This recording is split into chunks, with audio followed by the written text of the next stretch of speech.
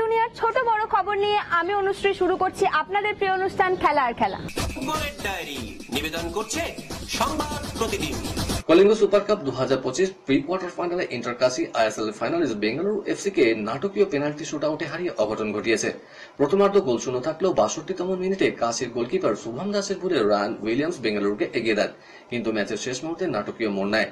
88 মিনিটে মাতিজা বাবোভিচ নিকট পোস্টে দুর্দান্ত ফ্লিকের মাধ্যমে সমতা ফেরান। অতিরিক্ত সময় না থাকায় ম্যাচ সরাসরি পেনাল্টি শুটআউটে গড়ায়। বেঙ্গালুরু গোলকিপার গুরপ্রীত সিং সান্ধু দুর্দান্ত প্রচেষ্টা দেখালেও কাশি নিখুঁত শট আটকাতে পারেননি। আলবার্তো নেইগোরের মিস নির্ণায়ক হয়ে ওঠে। নিকোলাস স্টেনোভিচের বিজয়ী পেনাল্টি স্কোর ইন্টারকাসি উৎসবের সূচনা করেন। আই লিগের এই দলের জন্য একটি ঐতিহাসিক মুহূর্ত। গুরুতর অসুস্থ ব্রাজিলের প্রাক্তন কোচ তিতে গত বছরের আগস্টে হৃদরোগে আক্রান্ত হন নেইমারের প্রাক্তন গুরু। তখন থেকেই তার অবস্থার অবনতি হচ্ছে। তিনি মানসিক অবসাদে ভুগছেন বলেও খবর। তিতের বয়স এই মুহূর্তে 63। সম্প্রতি করিন্থিয়াস তাকে ম্যানেজার করতে চেয়েছিল, কিন্তু তিতে অসুস্থতার কারণে ফুটবল থেকে দূরে থাকার সিদ্ধান্ত নিয়েছেন। তিনি বলেছেন, আমার শরীর যে সংকেত দিচ্ছে তা দেখার পরে পরিবারের সবার সঙ্গে আলোচনা করে সিদ্ধান্ত নিয়েছি ফুটবল থেকে সরে দাঁড়াবো। ক্রিকেটের ডায়েরি।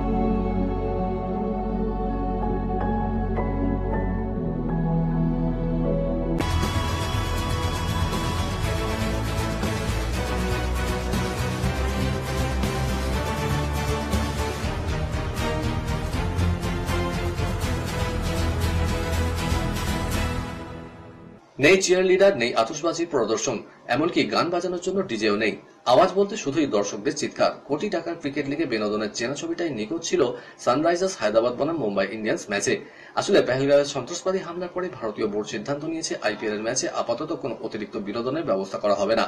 সেই সিদ্ধান্ত অনুযায়ী এদিন হায়দ্রাবাদ ম্যাচ আয়োজিত হল সাদামাটা ভাবে। তবে সেই রংহীন ম্যাচে দাপট দেখালো মুম্বাইয়ের বোলিং ইউনিট। চলতি আইপিএল এ দিল্লি ক্যাপিটালসের হয়ে দ্বিতীয় সর্বাধিক রান এখন অভিষেক পোরেলের। লোকেশ রাহুলের 323-এর পরেই তার রান 225। এখানে স্টেডিয়ামের লখনৌ সুপার জায়ান্টসের বিরুদ্ধে দিল্লির 8 উইকেটে জয়ে বড় ভূমিকা ছিল বঙ্গ সন্তানের। 36 বলে তিনি করেন 51 রান। জেতার পর প্রচার মাধ্যমের সামনে তিনি বলেছেন, প্রত্যেকটা ইনিংসই উপভোগ করেছি, চেষ্টা করেছি আরো ভালো খেলার। দেশের প্রতিনিধিত্ব করাই আমার লক্ষ্য। তবে এই মুহূর্তে তা নিয়ে বেশি ভাবছি না, বরং দিল্লিকে আইপিএল এর চ্যাম্পিয়ন করানোই এখন আমার লক্ষ্য। আইপিএল এ গত মরশুমটা একেবারেই ভালো কাটেনি লোকেশ রাহুলের। তার নেতৃত্বাধীন লখনৌ সুপার জায়ান্টসের প্রত্যাশা ধারে কাছেও পৌঁছতে পারেনি। তাই মেগা নিলামের আগে রিটেইন করা হয়নি লোকেশকে। তবে সেই ব্যর্থতা ভুলে নতুন দলে দিল্লি ক্যাপিটালসে এবার দুর্দান্ত ছন্দে তারকা ব্যাটার। ইতিমধ্যেই তার ব্যাট থেকে এসেছে 3টি অর্ধশতরান। পুরনো দলের বিরুদ্ধে ক্যাপিটালসকে জিতিয়ে মাঠ ছাড়লেন তিনি। ম্যাচের পর লোকেশকে প্রশংসায় ভরালেন চেতেশ্বর পূজারা। তারকা ক্রিকেটারের কথায়, লোকেশ গত মরশুমে ব্যর্থতার স্মৃতি মন থেকে মুছে ফেলেছে। এটা খুব পজিটিভ একটা ব্যাপার। চলতি মরশুমে ও দারুণ উপভোগ করছে ব্যাটিং। সাম্প্রতিক পারফরম্যান্সই তার প্রমাণ। 2022 ও 23 সালে লোকেশ রাহুলের নেতৃত্বে প্লে অফে খেলেছিল লখনৌ। আইপিএল এর মাঝেই জসপ্রীত বুমরাহর মুকুটে যোগ হল রঙিন পালক। একা বুমরাহই নয়, বিরল সম্মানে ভূষিত হলেন ভারতের মহিলা দলের ভাইস ক্যাপ্টেন স্মৃতি মান্ধানা। ক্রিকেটের বাইবেল হিসেবে খ্যাত উইজডেনের বিচারে বর্ষসেরা ক্রিকেটারের তকমা জুটল দুই ভারতীয় ক্রিকেটারের কপালে। উইজডেনের ক্রিকেটার্স অ্যালম্যানাকের 2025 সংস্করণ, তাতে ছেলে ও মেয়েদের বিভাগে 2025 সালের লিডিং ক্রিকেটার ইন দ্য ওয়ার্ল্ডে স্বীকৃতি পান যথাক্রমে জসপ্রীত বুমরাহ ও স্মৃতি মান্ধানা। 2024-25 মৌসুমে আন্তর্জাতিক ক্রিকেটে সার্বিক পারফরম্যান্সের নিরিখেই এই সম্মান জোটে বুমরাহদের। রাজস্থান রয়্যালস এই বছর আইপিএল এ অনেক প্রত্যাশা নিয়ে লড়াই শুরু করেছিল, কিন্তু বর্তমানে 8 ম্যাচের মধ্যে তারা 6 ম্যাচে হারের সম্মুখীন হয়ে প্লে অফের দৌড়ে অনেকটাই পিছিয়ে পড়েছে। অন্যদিকে বর্তমান অধিনায়ক সঞ্জু স্যামসনের চোট দলের প্রধান সমস্যা হয়ে দাঁড়িয়েছে। রিয়ান পরাগের নেতৃত্বের দায়িত্ব পেয়েও সেইভাবে প্রভাব ফেলতে পারেনি। আসন্ন রয়্যাল চ্যালেঞ্জার্স বেঙ্গালুরুর বিপক্ষে সঞ্জু স্যামসনের চোটের কারণে দলের বাইরে থাকায় এবার নতুন অধিনায়ক নিয়োগ করতে চলেছে রাজস্থান। দিল্লি ক্যাপিটালসের বিপক্ষে ব্যাট করার সময় পাঁজরে গুরুতর চেক পেয়েছিলেন অধিনায়ক সঞ্জু স্যামসন।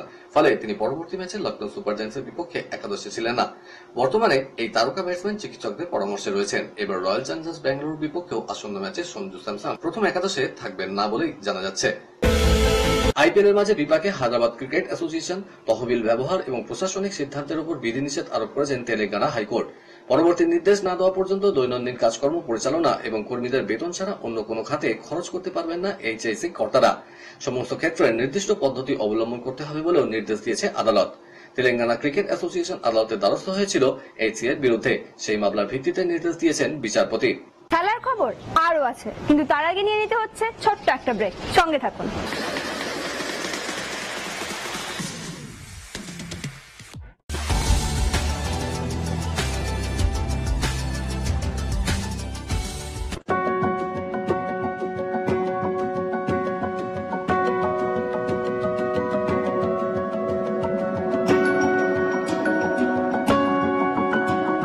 কেআরকে নিউজ মিডিয়া প্রযোজিত সাপ্তাহিক বিনোদন অনুষ্ঠান বিনোদন.com দেখুন প্রতি শনিবার ঠিক রাত 10:25 আপনাদের প্রিয় চ্যানেল ভিশনে।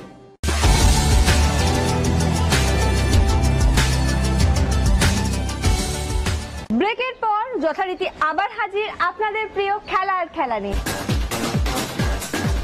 বিদেশের ডায়েরি। সামনেই এফসি চ্যাম্পিয়ন্স লিগের গুরুত্বপূর্ণ ম্যাচ, সেই ট্রফি জিততে মরিয়া ক্রিস্টিয়ানো রোনাল্ডো। তার আগে ঘরোয়া লিগের ম্যাচে তাকে বিশ্রাম দেওয়া নিয়ে শুরু হয়েছে বিতর্ক। অন্যদিকে এক সাক্ষাৎকারে পছন্দের ফুটবলারদের একটি তালিকা বলেছেন লিওনেল মেসি, সেখানে তিনি নাম নেননি রোনাল্ডোর। দুই তারকাকে নিয়ে বিতর্ক তৈরি রয়েছে। আল নাসরে যোগ দেওয়ার পর থেকে কোনো বড় মাপে ট্রফি জেতেনি রোনাল্ডো। এবার তার দল চ্যাম্পিয়ন্স লিগের কোয়ার্টার ফাইনালে উঠেছে। সামনে জাপানে ইয়োকোহামা মারিনোজ এবং রোনাল্ডোর দল সেমিফাইনালে উঠতে মরিয়া। তাই ঘরোয়া লিগে দামাকের বিরুদ্ধে ম্যাচে তাকে বিশ্রাম দেন কোচ স্টিফানি পিওলি। প্রশ্ন উঠছে, ঘরোয়া লিগেও রোনাল্ডোর দল খেতাবের লড়াইয়ে রয়েছে। শীর্ষে থাকা আল এতিহাদের থেকে পিছিয়ে 8 পয়েন্টে। তাকে ছাড়াও দল জিতেছে ঠিকই, কিন্তু রোনাল্ডোকে এমন ম্যাচেও বিশ্রাম দেওয়া উচিত ছিল কিনা তা নিয়ে উঠেছে প্রশ্ন। চোটের কারণে দলে ছিলেন না রবার্ট লেভানডস্কি, পাশাপাশি রাফিনাকে ছাড়াই প্রথম একাদশ সাজিয়েছিলেন কোচ হান্স ফ্লিক।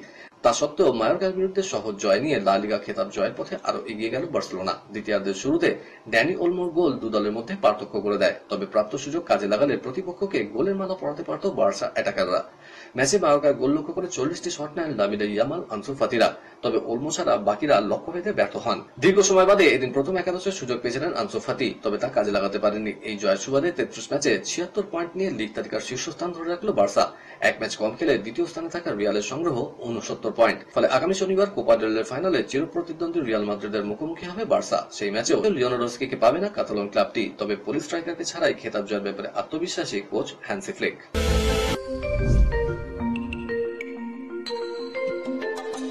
নীরজ চোপড়ার ক্লাসিক জেএসডব্লিউ স্পোর্টস এর সহযোগিতায় 24 মে শুরু হতে চলেছে এই টুর্নামেন্ট।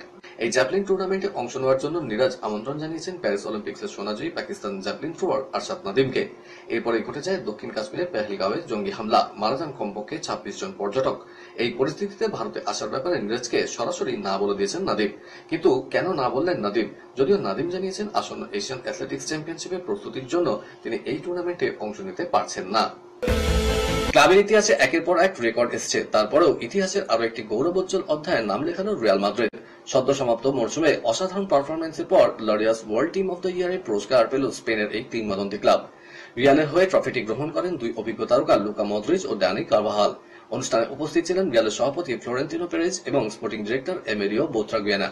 2023-24 মরশুমে রিয়াল মাদ্রিদ লা লিগা ও উয়েফা চ্যাম্পিয়ন্স লিগ দুটো শিরোপাই নিজেদের দখলে রেখেছিল। গত বছর চ্যাম্পিয়ন্স লিগের ফাইনালে বরুসিয়া ডর্টমুন্ডকে হারিয়ে শিরোপা জয় করে রিয়াল। এটি ছিল ক্লাবের ইতিহাসে 15তম ইউরোপ সেরার মুকুট জয়। অন্যদিকে লা লিগার রেকর্ড 36তম বার খেতাব জেতে লস ব্ল্যাঙ্কোসরা। তার পাশাপাশি স্প্যানিশ সুপার কাপে চিরপ্রতিদ্বন্দ্বী বার্সেলোনাকে 4-1 গোলে হারানো এবং তারপরে নতুন মরশুমে উয়েফা সুপার কাপ ও ইন্টারকন্টিনেন্টাল কাপ জয়ে নয়া রেকর্ড গড়ে রিয়াল। পাক ক্রিকেট বোর্ডের বিরুদ্ধে আদালতে যাচ্ছেন পাকিস্তানের সাবেক কোচ জেসন গিলেস্পি। প্রাক্তন অস্ট্রেলীয় পেসার 2024 সালে 2 বছরের জন্য পাকিস্তানের টেস্ট দলে কোচ হন। তবে এক অস্বস্তিকর পরিস্থিতিতে তিনি মাঝপথেই দায়িত্ব ছাড়েন। সে সময় পাওনা বেতন দাবি করেছিলেন তিনি, কিন্তু পিসিবি বকেয়া মেটাতে অস্বীকার করা আইনি পথে যাওয়ার সিদ্ধান্ত নিয়েছেন গিলেস্পি। পেহেলগাঁওয়ে সন্ত্রাসবাদী হামলার প্রতিবাদে সরব হয়েছেন শ্রীবৎস গোস্বামী। এই পরিস্থিতিতে খেলার মাঠে পাকিস্তানকে সম্পূর্ণ বয়কটের পক্ষে সওয়াল করেছেন ভারতের হয়ে অনূর্ধ্ব 19 বিশ্বকাপ জয়ী এই ক্রিকেটার। পেহেলগাঁওয়ের এক রিসোর্টে জঙ্গিহানায় প্রাণ হারিয়েছে 26 জন। এই ঘটনার প্রতিবাদ করে সমাজ মাধ্যমে শ্রীবৎস লিখেছেন, ঠিক এই কারণেই আমি মনে করি পাকিস্তানের সঙ্গে ক্রিকেট খেলা বন্ধ থাকুক, এখন এবং আগামীতেও। যখন বিসিসিআই এবং সরকার চ্যাম্পিয়ন্স ট্রফির জন্য টিম ইন্ডিয়াকে পাকিস্তানে পাঠাতে চায়নি, তখন অনেকেই মন্তব্য করেছিলেন যে খেলা আর রাজনীতি এক করা হচ্ছে। তারা এখন কি বলবেন? আমি তো বলবো নিরাপরাধ সাধারণ ভারতীয়দের হত্যা করাটাই ওদের জাতীয় খেলা। কলকাতার ডায়েরি নিবেদন করছে গুড এজ হসপিটাল। অপেক্ষার অবসান, আজ বিকেলে রবীন্দ্র সদনে উদ্বোধিত হল শতবর্ষের মাইলস্টোন পেরিয়ে আসা ইস্ট বেঙ্গলের তথ্যচিত্র মশাল। সুকুমার সমাজপতি, সুনীল ভট্টাচার্য, গৌতম সরকার, প্রশান্ত ব্যানার্জি, সুজিত মুখার্জি, আলভিটো ডিকোনা, নবী সহ বেশ কয়েকজন প্রাক্তন ফুটবলার উপস্থিত ছিলেন। এছাড়া উপস্থিত ছিলেন ক্রীড়ামন্ত্রী অরূপ বিশ্বাস, মেয়র পরিষদ দেবাশিস কুমার, মোহনবাগানের বর্তমান সচিব দেবাশিস দত্ত, প্রাক্তন সচিব সৃঞ্জয় বসু, কুণাল ঘোষ, ক্লাব প্রেসিডেন্ট মুরালিলাল লোহিয়া, কল্যাণ মজুমদার, সচিব রূপক সাহা সহ ইস্ট বেঙ্গলের সমস্ত কর্তারাই। সদ্য সমাপ্ত মহিলা ফুটবলে চ্যাম্পিয়ন হওয়া ফুটবলাররা তাদের চ্যাম্পিয়ন্স ট্রফি তুলে দেন মুখ্যমন্ত্রীর হাতে। চ্যাম্পিয়ন হওয়ার জন্য ক্লাবকে 50 লাখ টাকার চেক তুলে দেন মুখ্যমন্ত্রী। বিশিষ্ট মানুষদের হাত দিয়ে মুখ্যমন্ত্রীর তথ্যচিত্রের আনুষ্ঠানিক উদ্বোধন করেন। পরিচালক সৃজিত মুখার্জি, মন্ত্রী ও গায়ক ইন্দ্রনীল সেন, পরিবহন মন্ত্রী স্নেহাশিস চক্রবর্তীদের উপস্থিতিতে সরগরম হয়ে উঠেছিল গোটা রবীন্দ্র সদন। কলকাতার ডায়েরি নিবেদন করল গুড এজ হসপিটাল। আজ তবে এ পর্যন্তই থাক, আবার দেখা হবে আগামীকাল ঠিক এই সময় এই চ্যানেলে। শুভরাত্রি।